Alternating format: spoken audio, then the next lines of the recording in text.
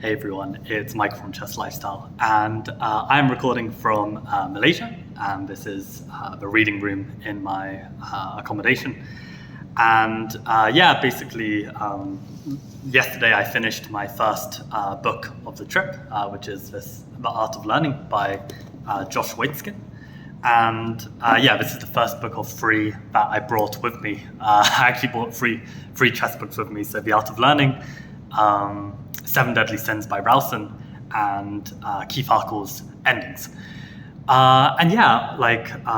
This book I've had for a while, and it's split into three parts. Basically, the first part is like his chess journey, the second part is his journey in Tai Chi, and then the third part is like the kind of psychological skills of a champion that he kind of, tapped into and kind of brought all of his learning through chess and learning through Tai Chi together in the Push Hands World Championship, which is kind of like the peak competitive experience you can get within the art of Tai Chi. So reading this book was just fantastic. I mean, this guy, Josh Waitzkin, for anyone who doesn't know, he is the kid from Searching for Bobby Fischer, if any of you have seen that movie. And basically just this child prodigy in chess who actually came runners-up in the Under-20 World Championship and then quit, effectively. Like he basically fell out of love with the game and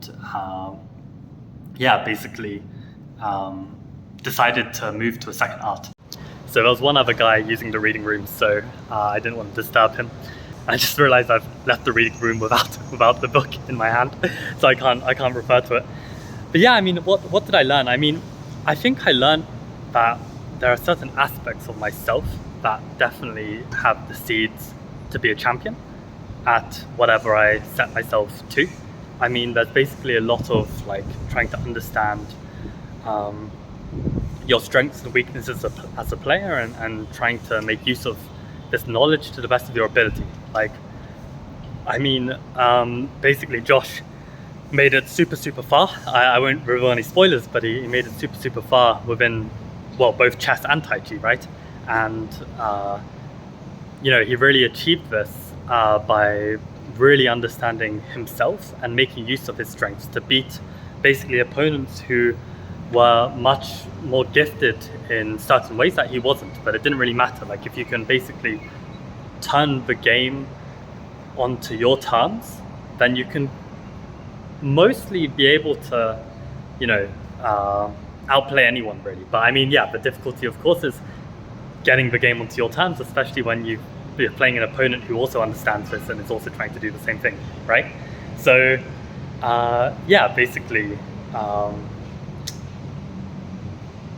this is kind of what the book is about. I mean, it's basically it's kind of like the art of psychology in competitive sports or competitive chess.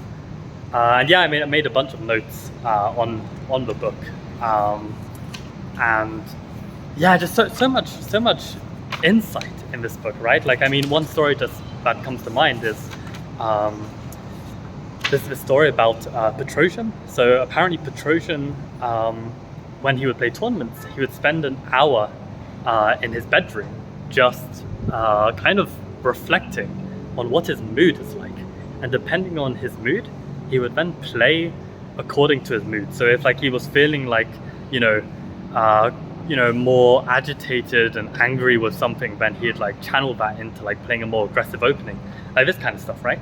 And he basically had this feeling that, if he played in accordance to his mood, then that would kind of bring out the best of his ability at the game. And he made it to world champion, so I guess it worked for him. But I think maybe it's something I can reflect on as well, because I feel like I'm also quite an emotionally guided person. I feel like I do have different states of mind, and maybe if I could tap that into my chess, that would be beneficial. I mean, I've played some great attacking games. I mean, I think the only issue for me is that I don't know if it's actually the case or maybe it's just my perception, but I feel like whenever I haven't played a certain style of chess for a long while, I kind of get rusty at that style, and I can't just easily tap into it. Like, you know, if I'm feeling angry one day, I can't suddenly play an attacking game of chess as well as I would have done had I, you know, spent 6 months training with Nicola, this amazing attacking player, you know, or something like this. And I mean, I've been in touch with a strong player lately who mentioned as well that like he realized that he used to play 1e4 all the time, and then having stopped playing 1e4 and playing like, you know, all of the other openings that exist, he realized that he couldn't really go back to 1e4. Like somehow like his touch for 1e4 was just kind of off. And I don't know if that's like something that's just in his own head as well. Like, is it actually the case, or is it just in his head? But I think it's definitely true for me that whichever kind of game I've been playing more often, it's kind of the game I'm going to play best at. I think that's also quite natural, right? So yeah, basically, just interesting to hear about that with Petrosian. I mean, another fantastic story. I mean, I'm not going to do it justice just by recalling it, but basically Josh talks about the story of like being in the Amazon, and he references the story of this like local Amazonian who you know, live and breathe the jungle, right? And like when you're in the jungle, like the most scary predator of all is the jaguar. And you know, everyone has these stories of the jaguar, but like no one really has lived to tell the tale, kind of thing. And basically there's this just amazing story of like this guy basically coming face to face with a jaguar, and what ends up happening is this game of you know, the indigenous tribesmen basically just you know, held the jaguar off, but after like 15 minutes of holding the jaguar off, basically he just completely gasses out, he completely burns out, and as a result, he just crumbles into a ball and starts to cry. And this is like, you know, one of the most fierce tribesmen about, right? And because at the start of this whole predator versus prey encounter, he had like made this like cry for help using like I don't know, some tree vibrations or something.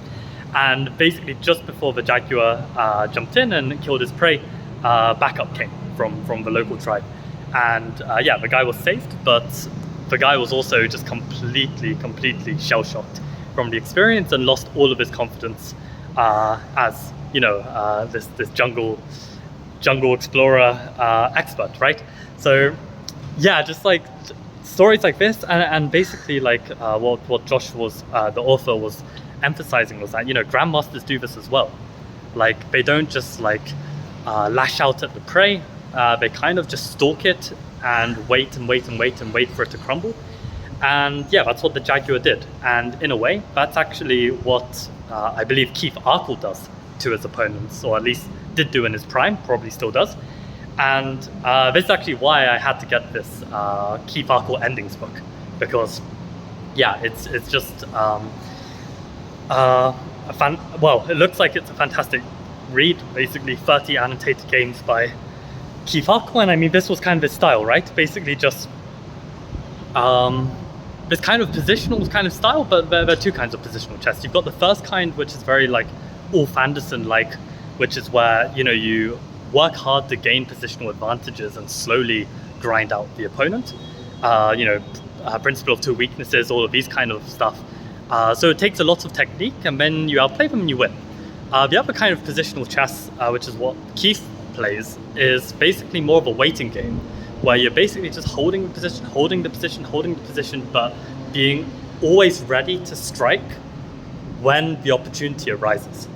And I think for me as a player, this is exactly the kind of chess which I think naturally comes to me. I think as a junior, like this is how I won lots of games and how I reached this, like, you know, peak FIDE of 1900 and peak national rating of 2050 as a junior, even though, you know, the rest of my skills were a lot worse. And it was really down to this kind of like ability to sense when my opponent was weak and being able to strike at the right time.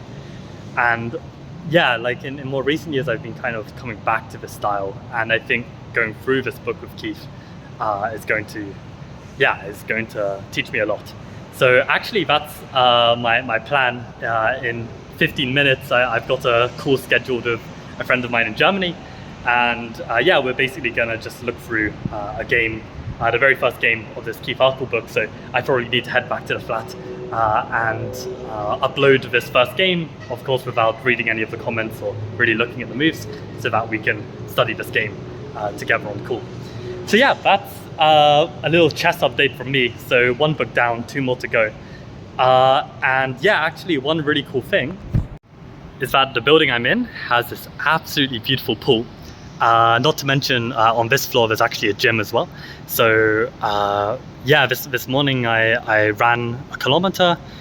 Not just running a kilometer, but I was basically running with like an incline, and you know, that made it tougher. Anyway, yeah, I ran, and I also swam like 10 lengths of this pool, and I believe the pool is 50 meters if I understand correctly. So basically, yeah, just for the first time for a long time, I'm actually like keeping fit, and yeah, I feel a lot healthier as a result. Like this is like my 3rd day of working out. Like I've had like 1 day break in between each of the workouts, so I've only done it for 3 days so far. But yeah, this is the 3rd day, and it feels really good to feel fit, and just, I don't know, my body just feels like it's working. And to be honest, I feel like for me, I don't know if it's the same for everyone, but I feel like if you imagine that you've got 100% of yourself to give, and there are all these kind of important aspects in your life, like, I don't know, family, friends, passion, career, health, right? Like, I don't know, all of these factors, and you've only got 100% of your time and energy to give. So you basically have to like cordon off, I don't know, certain amounts of yourself to each of these aspects. You know, you can't like 100% all of them.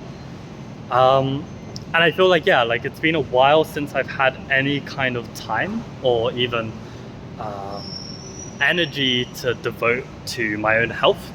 And I think this is something that I've realized more recently, that actually it's something that I want to work on a bit more. So yeah, I'm glad that I'm eating well, sleeping relatively well. Like it definitely could be a bit better.